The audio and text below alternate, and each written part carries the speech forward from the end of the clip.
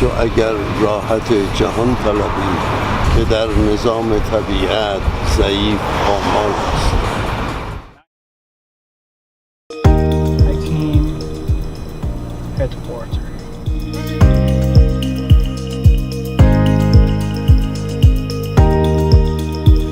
Did you know who make these lenses?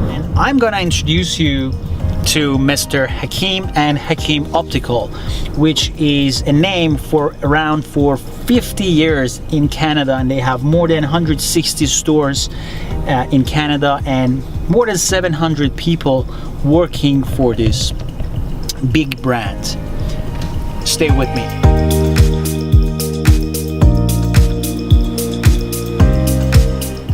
So Hakim Optical is founded by a person who happens to be an immigrant in Canada, and he built his empire. He became a self-made millionaire only by himself with the help of government of Canada. And it's truly inspiring story because this guy is a real example of rags to riches.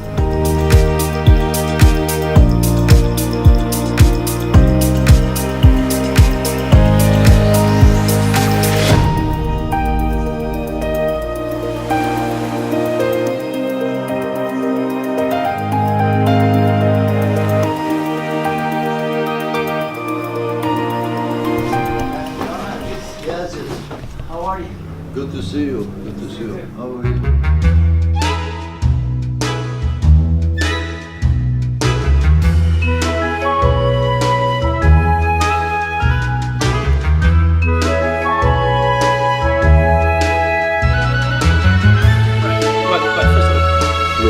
Sixth floor building. You know who is on that picture?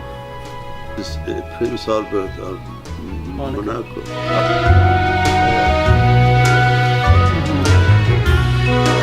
Here I have some German general that they honored me with the Medal of Queen of England for the Diamond Jubilee.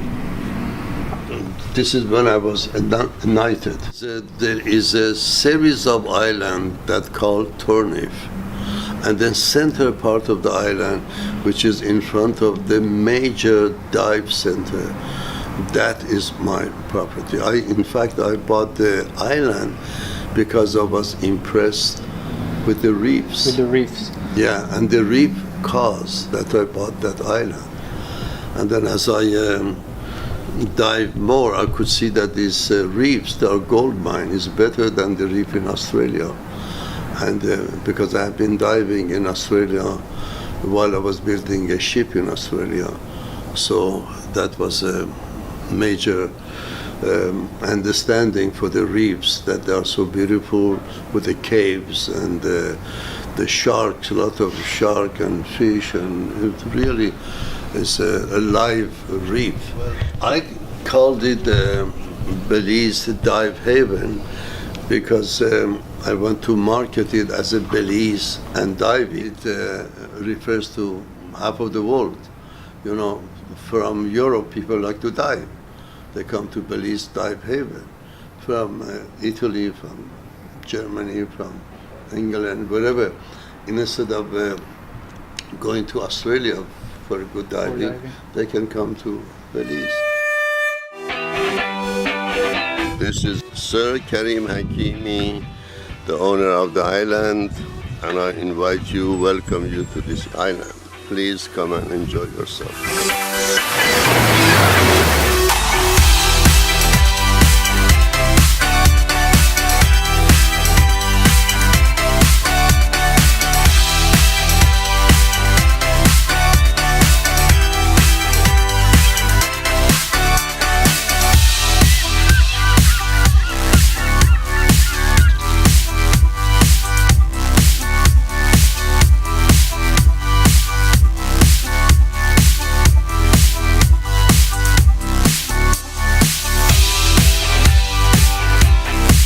This is the largest swimming pool in this hemisphere.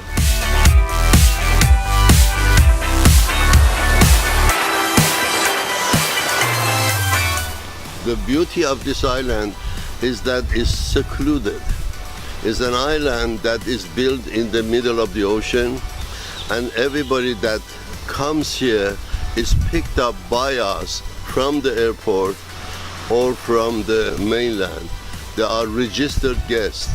There is no one that are not registered cannot just find a way into the island.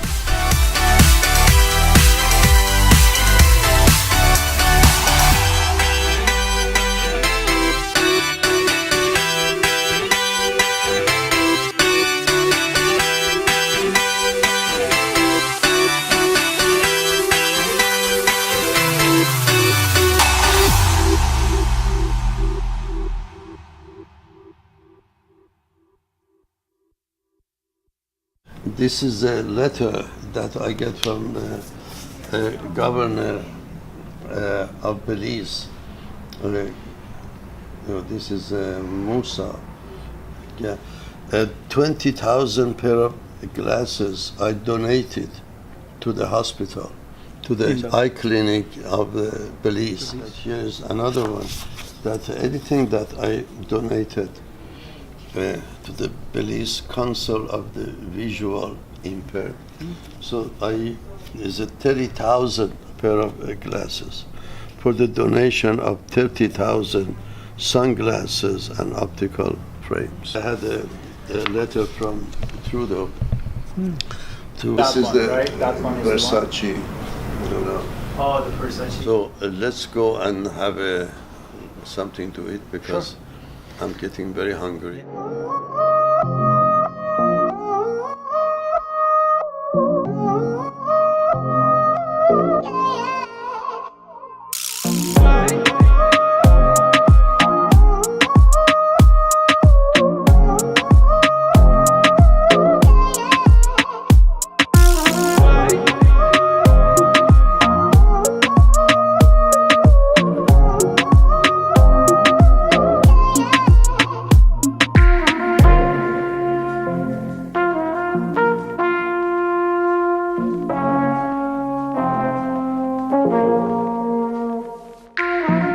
This is his house, so he's not allowed to choose the table, right?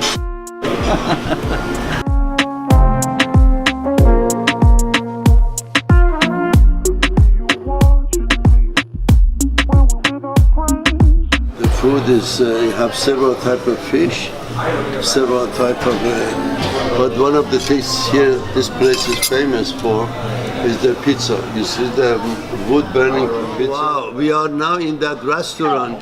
You remember I have lunch appointment with some friends and we are in the Italian restaurant that I took you before. Okay. Now if you are hungry, you come to the restaurant and you eat with us. See the average Iranian that I met here, most of them, they have more higher opinion of themselves that they are, they need to have. And when you have too much high opinion of yourself, everything is not good enough for you. And that becomes an obstacle in your life. One of the friend, the doctor, that he was my friend for many years. Many years ago, he asked me, Hakim, what shall I do in this country? Just arrived here, the dentist. I said, one of the things I can advise you to buy a chalet. You buy with the building, everything. Those days, to buy a chalet probably was for $100,000 to $150,000. You could buy the whole building and the name. And he kind of got offended, and he said that I went to university. I teach in university in Tehran, and now do you want me to sell chicken at this stage of my life? I said, you don't have to sell chicken. You just own that place, and they will sell your chicken. I knew that some wealthy people send their children to England or to France to get educated. They become like untouchable. Right. They become the Princess Hussein. He no longer is the same Hussein anymore. Now, instead of, and especially when he learned 5 words of French, his mama loved him and his papa. These are things that, we fool ourselves, and because we fool ourselves, we kind of push ourselves backward. If we don't fool ourselves, touch the reality and work with the reality. I am what I am. I have what I have. What I can do with what I have, and then from there you can start somewhere.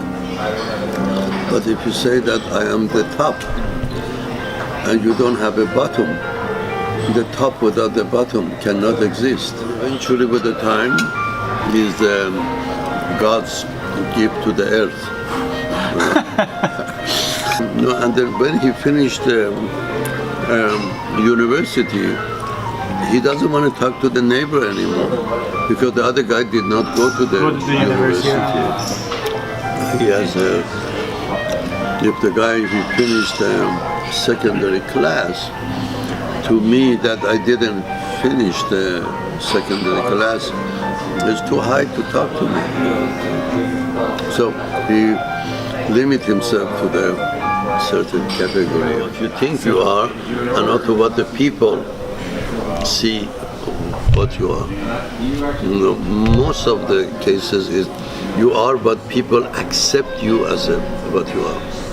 If you give yourself high rank, and people don't give you the high rank, that high rank is only for yourself, within yourself, which is not valid. If you don't have any ambition, if you don't have any interest, and you don't achieve anything, and you're still happy, good for you. You don't have to be rich to be happy. You could be an ordinary living to be happy too. So this is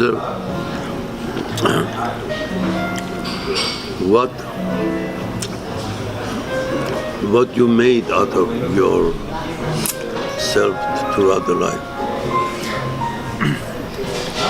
If you make something out of yourself that 100 people, 1,000 people can benefit from you, when you have nothing, then you have nothing to lose.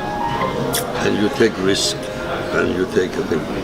And one of the things that after the Navy, I sent my sister to ask for a hand of a girl that I liked in my dream.